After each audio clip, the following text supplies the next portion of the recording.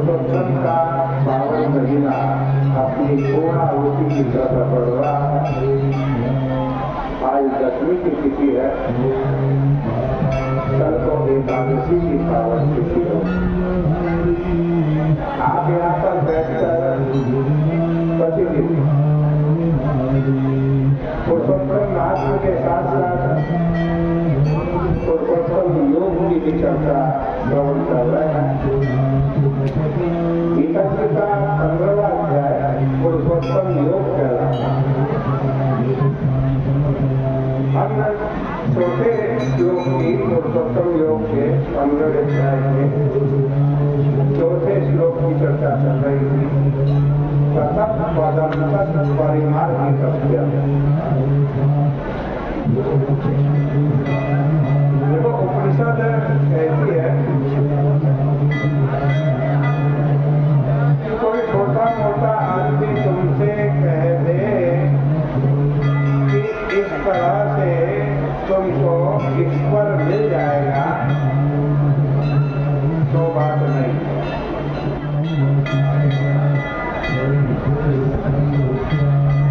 मैंने कहा पहले संसार से वैराग्य करो, असंग के शस्त्र से संसार की आसक्ति को काट दो और फिर उस परमात्मा का अन्वेषण करो।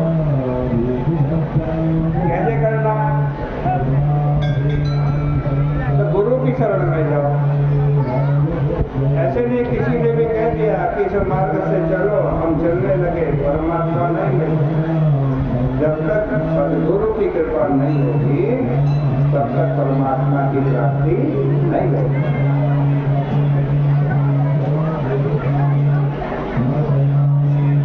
भागवत जी में लिखा है कि चिंतामणि लोक सुख। किसी को चिंतामणि मिल जाए उसको संसार के सारे सुखों की प्राप्ति हो जाती है। सर्व संपदा। किसी को कल्प वृक्ष मिल जाए, कल्प वृक्ष के नीचे आ जाए, उसको स्वर्ग की सारी संपत्ति मिल जाए। लेकिन इससे भी बड़ी वस्तु कौन दे सकता? और इससे बड़ी वस्तु क्या है? वो परमात्मा। जैसे सदगुरु की शरण में चले गए तो क्या होगा? प्रेक्षति गुरुर्पि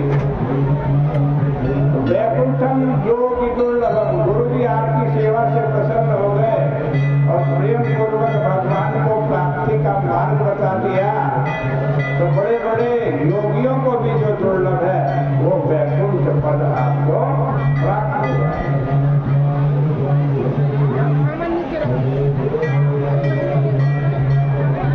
जो श्रोत्रिय ब्रह्मनिष्ठ आचार्य है, सदगुरु है, उनकी शरण में जाओगे तो वे अनदेखा रास्ता बताएंगे जिसको आपने आज तक नहीं देखा।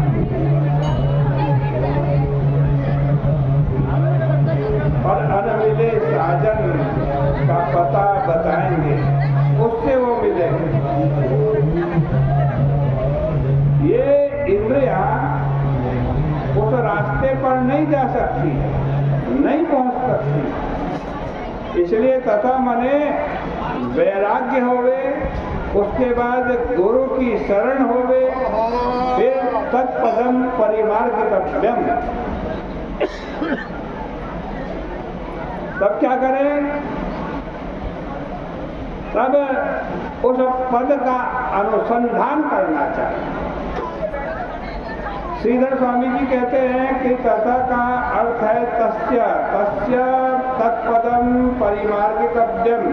तस्य का मतलब परमेश्वर का जो अनिर्वचनीय पद है उसको ढूंढना चाहिए। ततः पदम तत् परिमार्गितव्यम्।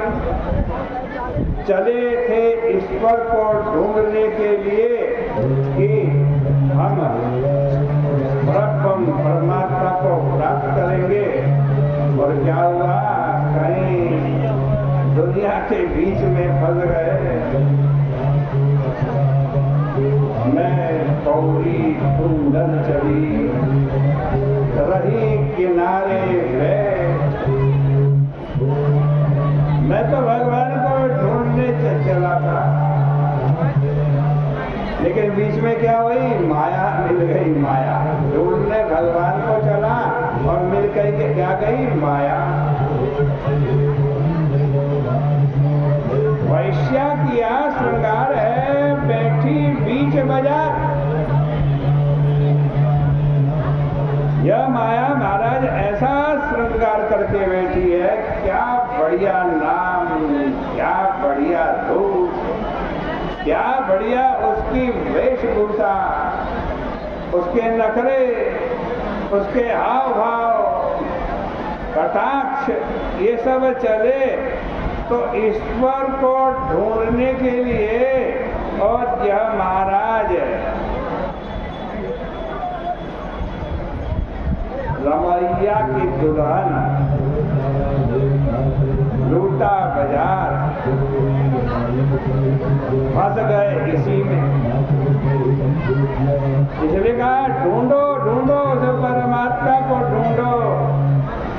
वो परमात्मा क्या कर रहा है, हमसे खेल कर रहा है। कौन सा खेल, आंख मिचोली का खेल। ईश्वर और जीव अनादि काल से ये खेल खेल रहे हैं। पहले जीव छिप गया था और परमात्मा ने ढूंढ ढूंढ करके निकाला।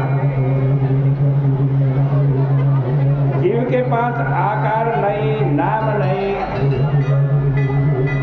ईश्वर ने ढूंढ ढूंढ कर सबको इस खेल के मैदान में लाकर खड़ा किया। और फिर वह परमात्मा स्वयं छिप गया और बोला, अब मैं छिप गया, अब तुम ढूंढो। तो जो इस आंख मिचोली के खेल में ढूंढना बंद कर देता है परमात्मा को, वो हार जाता है। जब अनादिकाल से खेल ही रहे हैं तो मैत्री कैसी थी, उसके वियोग में उसको विछुड़ करके हम उसको ढूंढ नहीं रहे। एक ने कहा कि अच्छा भाई, हम तो ढूंढते ढूंढते थक गए, वो मिला नहीं परमात्मा, वो पुरुषोत्तम नहीं मिला, ढूंढते ढूंढते थक गए। हम तो बैठ करके ध्यान करेंगे, पहले ध्यान से जानेंगे कि प्रभु तुम कहाँ छुपे हुए हो। ध्यान करके जानेंगे कि आप कहाँ छुपे हुए, तब तुमको ढूंढेंगे। ध्यान करने लगे, प्राणायाम किया, प्रत्याहार किया, धारणा की, ध्यान लगाया कि हम ढूंढेंगे कि कहाँ छुपे हो परमात्मा, आप कहाँ छुपे हो। बाहर तो कहीं दिखाई नहीं देते, मालूम होता है कि कहीं हमारे भीतर ही तो नहीं छुपे हुए हो। ध्यान से ढूंढ लेंगे। एक ने कहा कि हम तो ढूंढते ढूंढते थक गए प्रभु, ओ कृष्ण ओ राम, हम पुकारते हैं बड़ी जोर से, हे कृष्ण हे राम पुकारते हैं,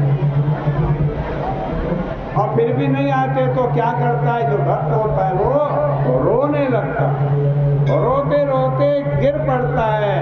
अतः ईश्वर तुरंत आकर के उसे उठा लेता है और कहता है, अरे भाई इतने दुखी क्यों होते हो, रोते क्यों हो, मैं तुमसे दूर कहाँ हूँ, सदा तुम्हारे साथ हूँ।